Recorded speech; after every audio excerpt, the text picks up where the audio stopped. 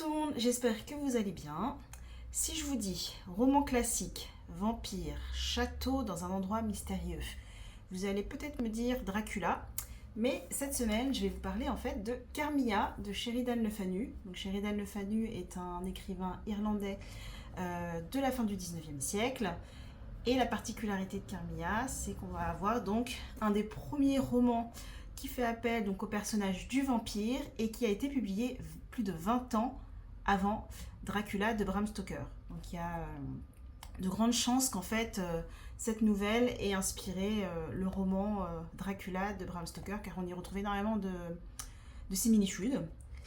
Dans ce roman, on a donc la protagoniste Laura qui vit seule avec son père au sein d'un château en Styrie. Alors on ne sait pas trop exactement où c'est, on a des doutes que c'est plutôt dans l'Europe de l'Est. Et ce château en fait est entouré d'une très grande forêt, on a un village pas très loin, mais c'est quand même assez mystérieux tout ça. Et cette Laura, elle s'ennuie parce qu'elle n'a malheureusement pas d'amis dans ce château. Et elle raconte déjà un premier épisode quand elle est âgée d'à peu près 6 ans, où un soir, elle a une espèce de vision d'une jeune femme qui arrive dans sa chambre. Donc là, elle ne comprend pas très bien qui c'est. Et surtout, pour elle, elle se rappelle qu'elle a reçu une piqûre en fait au niveau du sein. Sauf que le lendemain, quand elle se réveille, toutes les personnes en fait de la maison lui disent bah non, il n'y a pas eu de signe d'effraction, tu n'as aucune trace sur toi, donc je pense que tu as fait un petit cauchemar. Les années passent, Laura oublie un peu cet événement, et alors qu'un jour elle se balade avec son père, elle est témoin d'un accident. Une calèche qui se renverse, et à l'intérieur il y avait donc une mère et sa fille. Donc la mère va bien, mais la jeune fille est blessée. Sauf qu'en fait, cette dame a dit qu'elle est en train de faire une mission hyper importante, qu'elle ne peut pas retarder son voyage, et négocie en gros avec le père si elle peut laisser sa fille dans le château. Alors déjà, tu laisses ton enfant à des inconnus, tellement t'es pressé de partir, c'est un peu louche. Enfin bon. Du coup, le père accepte de garder la jeune fille qui s'appelle donc Carmilla, et la mère dit qu'elle reviendra à peu près dans 3 mois, parce que ça lui laisse le temps de faire l'aller-retour. Par contre, ce qu'elle lui dit, c'est vous verrez, ma fille est un peu malade, des fois elle est un peu mélancolique, un peu lente, etc. Et surtout, ne lui posez aucune question sur ses origines, de toute façon, elle ne vous répondra pas. Étrange. Donc les deux jeunes filles apprennent à se connaître, deviennent très amies, voire plus. On sent qu'il y a vraiment plus qu'une relation amicale entre ces jeunes filles, hein, mais un réel lien et une relation amoureuse en fait qui se développe. Sauf que Laura commence à voir des choses un peu étranges chez Carmilla.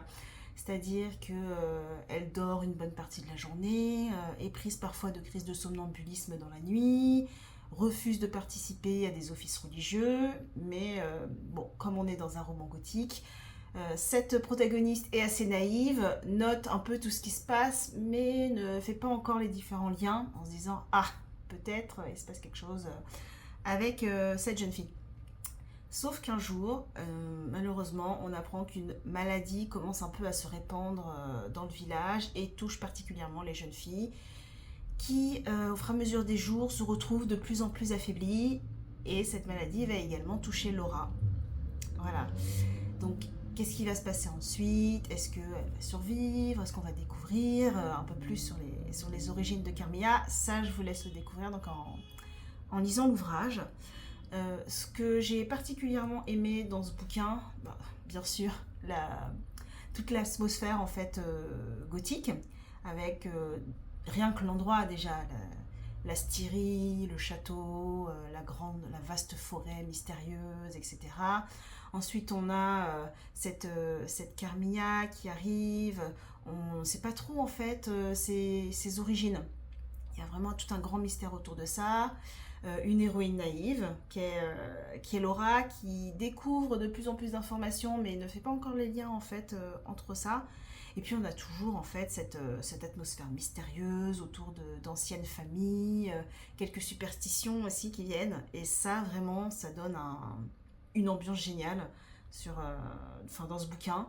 Encore plus en ce moment avec bientôt l'automne qui arrive, Halloween, etc. Donc si vous avez un peu envie de, je dirais, de cette petite ambiance légèrement effrayante sans pour autant faire peur, parce que voilà, c'est pas non plus un roman d'horreur. Je vous le conseille vraiment. La deuxième caractéristique de ce bouquin et que j'ai beaucoup aimé, c'est qu'il met en scène un vampire féminin et une relation lesbienne entre Laura et Carmilla.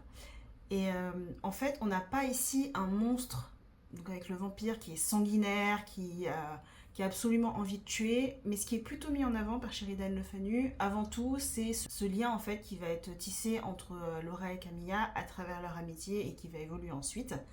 Et ça donne une autre image en fait aussi du monstre et du vampire. Donc voilà, en tout cas, j'espère que vous aurez envie de le lire. Et surtout, si vous l'avez lu, bah, dites-moi ce que vous en avez pensé, parce que moi, je l'ai vraiment dévoré. Et ça m'a donné envie de lire d'autres bouquins de Sheridan Le Fanu. Dans ma bibliothèque, j'ai Oncle Silas, qui a vraiment l'air pas mal aussi. Et je ne sais pas si certains d'entre vous l'ont lu, mais en tout cas, n'hésitez pas à me dire en commentaire ce que vous en avez pensé.